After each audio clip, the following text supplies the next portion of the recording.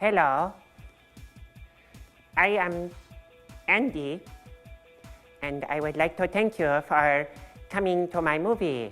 Welcome to MsMojo, and today we're counting down our picks for the casting of real-life figures that defied and surpassed our expectations. I wanted to speak with you about your future, about what you hope to achieve. Number 10, Jamie Foxx as Ray Charles, Ray. That's Dez, Eminem. Yeah, what's the spell backwards? Come on, man. Why don't you give me something difficult? No name.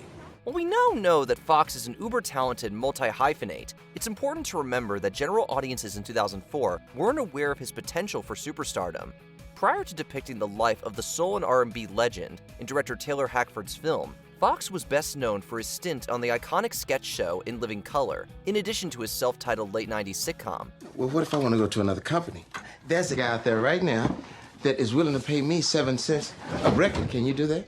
Man, I could promise you 15 cents a record. Independently produced, then distributed by Universal Pictures, it was clear that with Ray, the studio will be taking a risk on a mostly unproven leading man. That doubt dissipated instantly, however, when Ray was released, becoming a huge box office success and earning Foxx the Academy Award for Best Actor. Ray Charles. Who's he? Nobody if you don't know. Sorry, I should have kept my mouth shut. Oh, no. Then you wouldn't be you. Number 9, Austin Butler as Elvis Presley, Elvis. Colonel says I play the charity concert tomorrow night as the new family style. Then everybody calms down and we get back on track. When Denzel Washington himself personally calls your director to recommend you for the part of Elvis frickin' Presley, you can probably breathe a sigh of relief and assume you have it in the bag. And that's what happened to former Disney kid Austin Butler, who was Oscar-nominated and launched into instant superstardom for his starring part in Baz Luhrmann's epic biopic. I'm gonna get on my jet plane with Lisa Marie. It's named after my beautiful daughter. What makes Butler's casting even more surprising is the stiff competition he faced for the role. He was reportedly up against such heavy hitters as Miles Teller, Aaron Taylor-Johnson, and even pop star Harry Styles. We hope Austin called Denzel back to say thanks. Never met anyone like you. I hope not. Number 8, Nicolas Cage as Charlie Kaufman, adaptation. I'd want to let the movie exist rather than be artificially plot-driven. Great! How many biopics are about the life of the guy who wrote them? Originally intended as a straightforward translation of Susan Orlean's The Orchid Thief from the page to the screen, adaptation evolved into a meditation on making movies that only partially adapts Orlean's book. As such, Cage was cast against type to play Kaufman, the film's neurotic screenwriter, as he experiences a mild existential crisis in trying to write the script for the movie you're watching. Okay, we show Flowers and, okay, we have to have the court case. Okay, we show LaRoche. Okay, he says, I was mutated as a baby. That's why I'm so smart. That's funny. It's a bit of a head trip. Cage, by then already better known for his unhinged performances in action movies, returned to his character acting roots in playing not only Kaufman, but his fictional twin brother, Donald. We told you, total head trip. Hey, Charles, I pitched my screenplay to Mom. Don't say pitch. Sorry.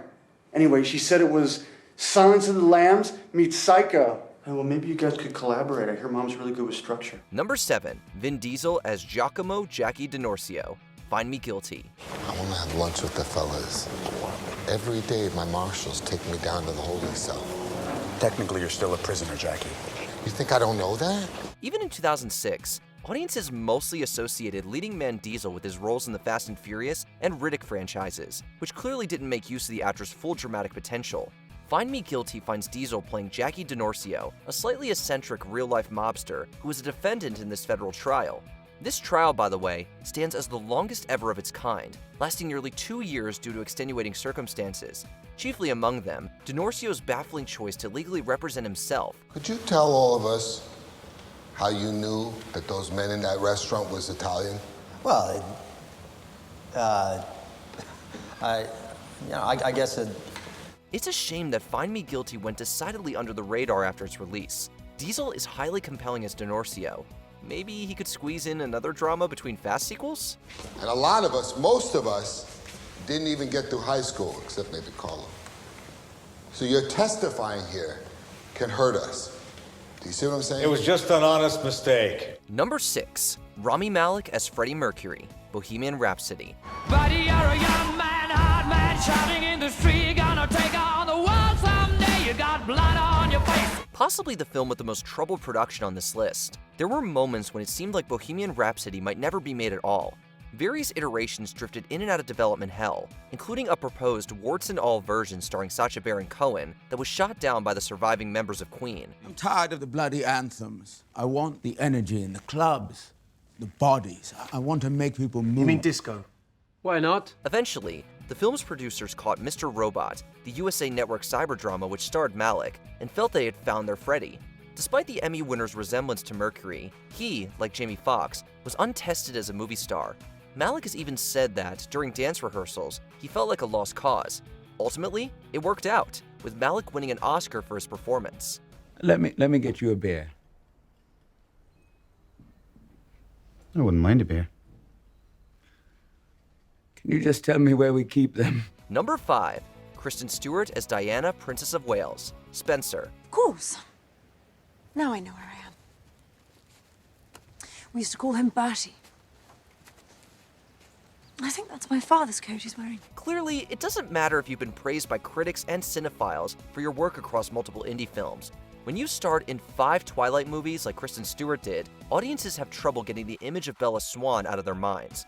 At that time, Stewart had been relentlessly mocked by memes, calling attention to her supposedly wooden acting, and that stigma had led audiences to question her casting as the beloved people's princess. How do I look? You look fine. Not to mention the fact that she's American, and Diana was obviously British. When asked why he cast Stewart, Spencer director Pablo Larraín commented that he felt Stewart accurately conveyed the uncrackable mystery of Princess Diana. And honestly, it paid off, with Stewart receiving an Academy Award nomination for Best Actress. See how they insisted on weighing me. Just a bit of fun. They can't change. Number 4. Matthew McConaughey as Ron Woodroof, Dallas Buyers Club. You got enough for 20 of us? Yep. It might seem odd to think about it now, but there was a time in the 2000s where Matthew McConaughey was largely regarded as an unserious leading hunk, foregoing his previous dramatic acting skills in favor of formulaic Hollywood romantic comedies that made money, but not lasting impressions. The juicy, real-life role of Ron Woodroof, an 80s HIV and AIDS activist, was passed from actor to actor, including the likes of Woody Harrelson, Brad Pitt, and Ryan Gosling. But the film's producers felt that McConaughey, a charismatic Texas native, was the man for the job. That's where I got the idea. Welcome to the Dallas Buyers Club. It would seem that they were right. McConaughey won the Oscar for Best Actor for playing Woodroof, capping off what was informally known as the McConaissance. Congratulations. Number 3. Ana de Armas as Marilyn Monroe, Blonde. I couldn't believe that girl was me. But everyone in the audience would think it was me. On the surface, casting de Armas as the all-American icon Monroe might have raised some eyebrows.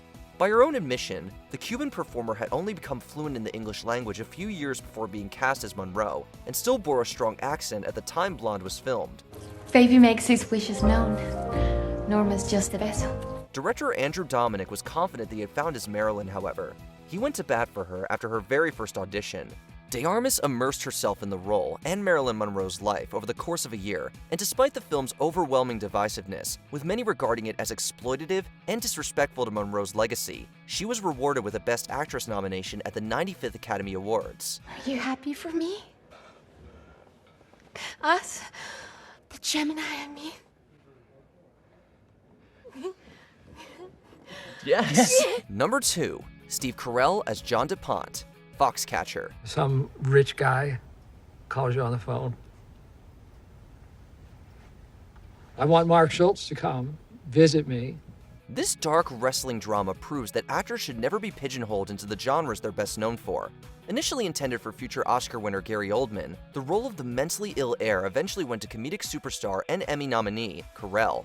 Much to the surprise of Gene McCarthy, the film's casting director, Carell was handpicked by director Bennett Miller, despite Carell's limited dramatic experience and relative lack of resemblance to John DuPont. I want you to be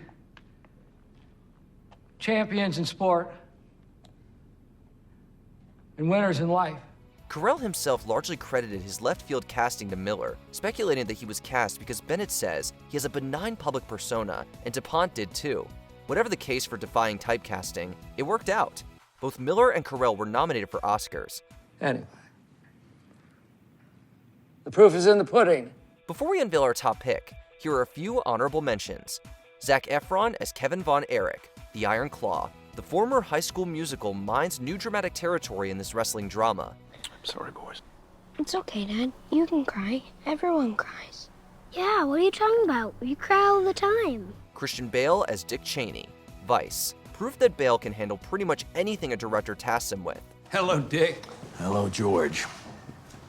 It's been a while. Last year, foreign policy sessions.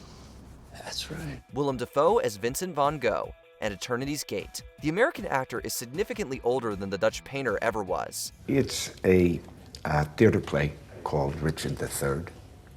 Who is that, Richard? A king of England. A good king? Oh no, he was considered a real bastard. Robert Downey Jr. as Charlie Chaplin. Downey was Oscar nominated for his immersive performance as the iconic British filmmaker. 12 months ago, you were still in vaudeville. I'm top of the bill, Sid. Yeah? Well, I still haven't seen anybody staring at you. Yeah, well, it's because I don't look like me. Russell Crowe as Jeffrey Wigand, the Insider. Crowe convincingly plays much older than his 35 years at the time. How do the radical journalists from Ramparts magazine end up at CBS?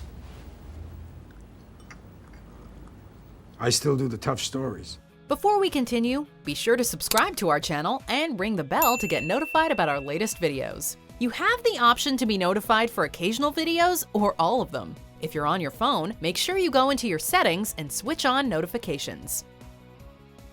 Number 1. Jim Carrey as Andy Kaufman, Man on the Moon. In fact, this is the end of the movie. Thank you very much. Didn't we just say that actors should leave their comfort zones more often? That's perhaps best exemplified by Carrey's all-in performance as the legendary comedian, actor, and provocateur Kaufman. This unconventional biopic goes a long way in maintaining Kaufman's unique mystique, and it seems fair to say that Carrey is a crucial part of that. Gorski, that Polish? Yeah. You trying to do some Polish humor? Oh, that's, Shut up! Beating out known dramatic actors like Edward Norton, Nicolas Cage, and John Cusack, Carrey took the role extremely seriously. So seriously, in fact, that the level of method acting he committed to not only alienated those around him on the film's set, but those who had known Kaufman in his life felt that he was reincarnated through Carrey. Behind-the-scenes footage of this can be seen in the Netflix documentary Jim and Andy: The Great Beyond. Are you Andy Kaufman? I get that all the time. Are there any biopics we forgot about? Any on our list that surprised you? Let us know in the comments below.